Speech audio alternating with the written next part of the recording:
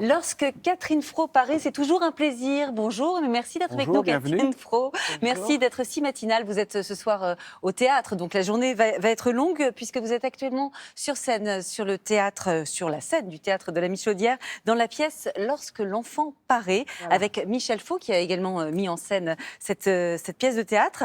C'est vraiment un plaisir à chaque fois de vous retrouver sur les planches. Mais vous, où se trouve votre plaisir à vous? Plutôt sur les planches ou derrière une caméra?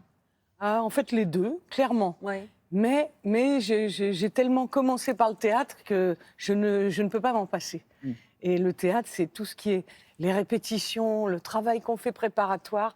C'est vraiment une façon de pouvoir progresser comme acteur, quoi. Bon, Il vous faut un petit shoot de théâtre régulièrement, quoi. Il faut Ah oui, une petite clairement. dose. Ah oui, très important. Alors cette pièce, elle se déroule dans une famille bourgeoise de Paris, on est dans les années 50. Votre mari, qui est donc Michel Faux, joué par Michel Faux, est sous-secrétaire d'État à la famille. Il a obtenu l'augmentation des peines liées à l'avortement, sur les délits d'avortement. Mais tout à coup, il y a deux problèmes. Le même jour, il apprend que sa femme, vous êtes enceinte, et que son fils a mis enceinte sa secrétaire. On regarde un extrait. Ah Charles, tu es rentré. Je m'étais étendue un moment. J'avais tourné le bouton de la radio et je viens d'entendre que vous avez gagné la partie. Oui, bonsoir. Oui. Alors tu es content? Oui, très content. Comment es-tu? Moi bien, mais pourquoi? Tu n'as pas très bonne mine. Ah, Tu es lasse? oui, un peu. Papa vient dîner ce soir. Oui, avec Charlotte, je pense, oui. Charlotte aussi? Ah bah, tu sais bien que ton père et ta sœur deviennent un véritable tandem. Hein. Je ne sais pas ce qu'ils peuvent se raconter d'intéressant toute la journée, mais ils ne se quittent plus. Tant mieux, remarque, hein. Veuf et vieille fille, autant vaut qu'ils s'entendent bien. Je me demande pourquoi elle n'est jamais arrivée à se marier, Charlotte.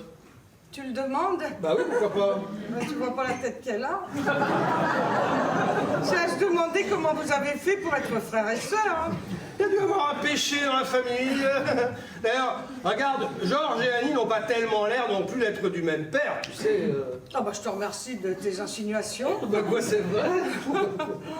Oh, mon pauvre Charles. Bah quoi, mon pauvre Charles? Tu as des aveux à me faire sur la naissance de nos enfants? Non, non, non. Ah bon, mais tu me donnes de ces coups brusquement.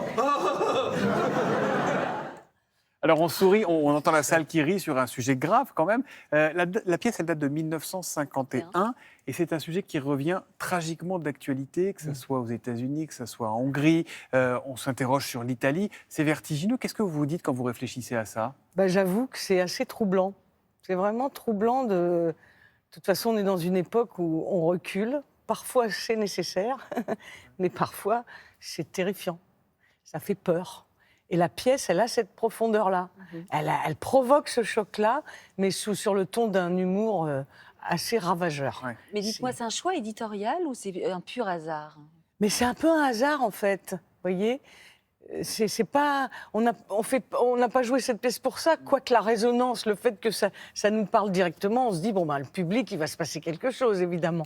Mais vous voyez, avec Michel Faux, moi, j'ai déjà joué Fleur de cactus de Barry Egredi. Il y a chez Michel Faux un amour du théâtre de boulevard des années entre 50, 70, 80, qui est, quand il s'agit notamment d'André Roussin, c'est vraiment énorme. Les personnages sont effrayants. Et en même temps, ils nous ressemblent.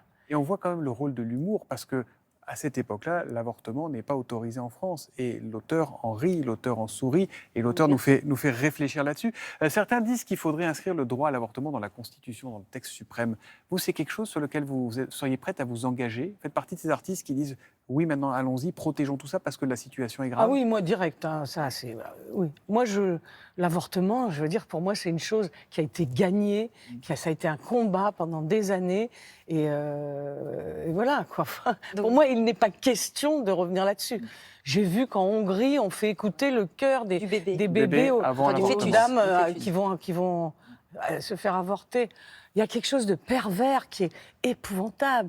C'est vraiment une mesure sociale fondamentale, l'avortement. Et pour moi, il n'y a pas à revenir là-dessus. Mais bon, dans la pièce, si vous voulez, il y a un sujet de controverse qui fait que les personnages ressemblent à des clichés incroyables de moralisateurs. Ouais. Vous voyez, il y a la religion, il y a la morale, principes de vie qui enferment Bien les sûr. personnes dans des certitudes qui ont Chacun est ni confronté fait à ni ses à faire. certitudes. Ouais. Catherine Fro, vous avez joué une sage-femme au cinéma, justement, à ce sujet. Quelqu'un a un message pour vous? Pendant le tournage du film que nous avons fait ensemble, Sage-Femme, Catherine avait suivi une formation de sage-femme pour pouvoir faire elle-même les accouchements. Et nous avions tourné tout ça en Belgique et je revois le premier accouchement. Catherine était avec une vraie sage-femme et c'était elle qui faisait vraiment l'accouchement, qui accueillait le bébé.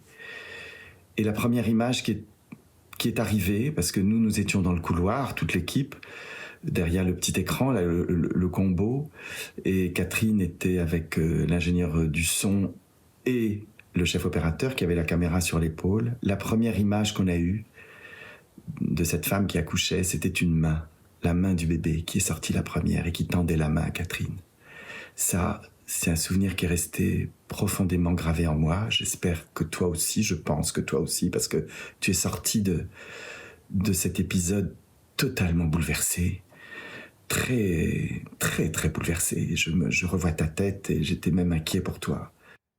Alors, est-ce que vous êtes aussi bouleversé que Martin Provost de cet Ben, accouchement que vous avez vécu en Oui, première ligne? au début, j'avoue, j'ai résisté un peu à cette idée, mais bon, finalement, ça a provoqué des émotions, ça a donné du sens au film, et c'était incroyable, quoi, voilà. Lorsque C'était ça va bien avec unique. le nom de la pièce, hein, lorsque Lorsque l'enfant l'enfant paraît, paraît. pour le coup, on est en plein dans la Oui, thématique. oui, on est en plein là-dedans.